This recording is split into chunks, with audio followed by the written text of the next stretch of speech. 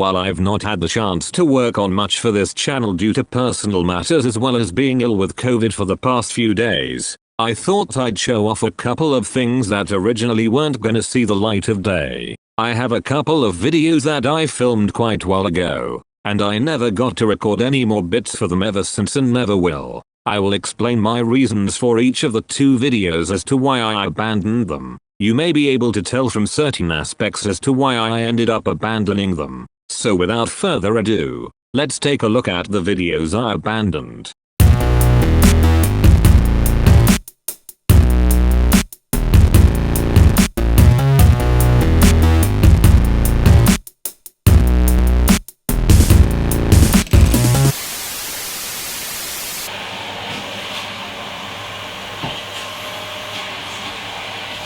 He's still bloody hoovering. So hey, it's Harry Husky, and first of all, sorry for the noise that you're currently hearing in the background. I know there was quite a bit of noise going on in my last video, but unfortunately I can't do anything about it, and I just want to get this video filmed and out of the way. But basically, this video is actually not going to be how I intended it to be, because the initial plan was to build this, which is a Lego Technic radio-controlled buggy, which I don't know if there is a specific name for this, but the plan was to actually build this and do a time-lapse of it, but because of how limited for time I am, and I really need to get a lot of other things done, and I did want to build this before I had some relatives coming down for Christmas, but because of everything that's going on around me right now, it's literally impossible to do. So I'm a bit gutted that I couldn't build this on camera initially how I wanted to, but given how small some of the bits usually are in this thing, me and my big massive poor fingers and things that are really tiny should really be kept far apart from each other. So what I'm just going to do is I'm going to get this on the coffee table and probably put some kind of magic cloth all over it, put the cloth over it, and when I take the cloth off the thing will be built. So voila. Now the initial plan, the funny thing about how I got this, I was visiting the Lego store in Bristol and I just came across this by complete accident. I was just checking out some of the stuff and I saw this. I was asked if I wanted it by some of the people I was with, and I just thought, nah, not really. But I just thought, did you want this for, let me just try that one more time. I'm sorry, but I can't film with noise going on in the background, and it's just really stopping me from getting the words out. But let me just try that one more time. Okay, so I didn't really say no to this. I would have probably liked it. I would have, just out of curiosity, would have bought it if I had the money. But my grandmother ended up buying it for me, and I haven't actually got around to building this yet ever since. But because of how restrictive things are at the moment, what I'm just going to do is do the thing I said earlier, because I do have grandparents coming down at some point, so this is actually going to be filmed in two parts. So the first part with me actually laying this out on the coffee table, and then maybe some continuity errors. Fucking hell. So there may be a few continuity errors along the way, but oh well, this is just really the best I can do. So what I'm going to do is get this thing laid out on the coffee table and see where things go from here.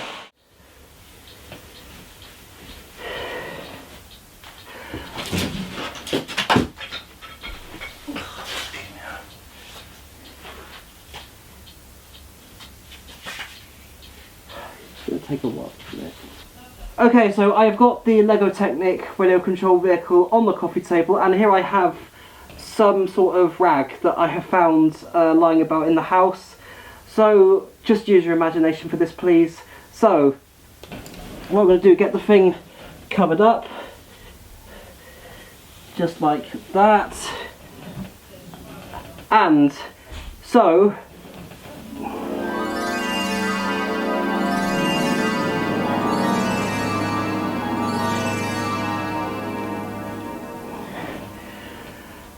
with that, with the use of imagination there, and several continuity errors later, as we remove the cloth, voila!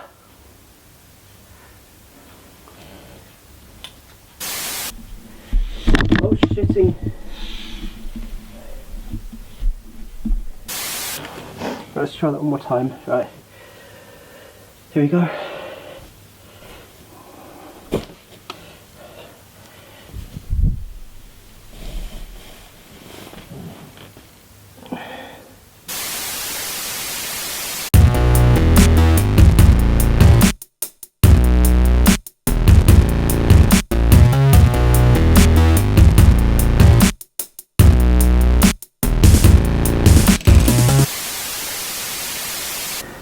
So hey, it's Harry Husky, and in this video I'm going to be talking about a little spy DVR that I'm going to be trying out for the first time. So in this box we have just a little 1080p button camera which connects via your Android devices, and yeah, so it only costed about £24 brand new from AliExpress, so really quite cheap actually. Now the reason I'm trying this method out is because I've been looking at a lot of 1080p spy DVRs, many of which use a button camera, but the problem with those is a lot of them tend to be very expensive. Like for example, I've seen ones from a company called Lawmate range from about £250 to £400, and apparently those are the best ones you can get. I have looked at some ones like on AliExpress that cost about £67, but the frame rate, the overall video quality, like for example how grainy it is, it's just not great at all. Now this, I have actually heard good things about it, and I've seen some video tests of it. I'm quite pleasantly surprised, and I hope it holds up well for me personally. Now in order to use this you do need to have an Android phone. If you've already got one that's great, but if you haven't got one, there are quite some cheap ones about, or you could make sure that they go for about second hand. God, messed that one up a little bit. Now with this you do need to use an Android phone because it connects via micro USB or USB-C with the adapter it contains. If you haven't got an Android phone, there could be someone's going about cheap, but make sure it is OTG compatible. Sorry, I did find out the hard way. And if you have got an Android phone, that's great. But do make sure it is OTG compatible. There are some apps that check whether or not your phone is OTG compatible or not. But the likes of Samsung, a lot of well-known brands, they should be OTG compatible. I really can't say OTG, and I don't know why. So with this I was going to use my Blackview A80, which I reviewed in a previous video, but as it turns out it doesn't support OTG, and yeah, so what I'm going to be using for this is a Samsung Galaxy S3, which I got secondhand on eBay, which I did check, and yes, it is OTG compatible. So with that, onto the review. Alright, so let's just jump straight into this, and here we have the camera alone itself in the box. Not much to it really, no identity, no branding, just full HD camera. There it is at the bottom of it again, and you do have a few logos, labels, and them again, and with a QR code. So quite easy to open, just slide out just like that, and just put that to one side. So I've actually already pre-opened this because I just wanted to be sure what it was actually like and check I just got the right thing. So now, very easy to open with my big paws. Contents are within a little wallet here, or packet. So there we have, and there the user manual, so don't really need that because I can figure out how to work stuff easily. And here we have, if I just pull them out,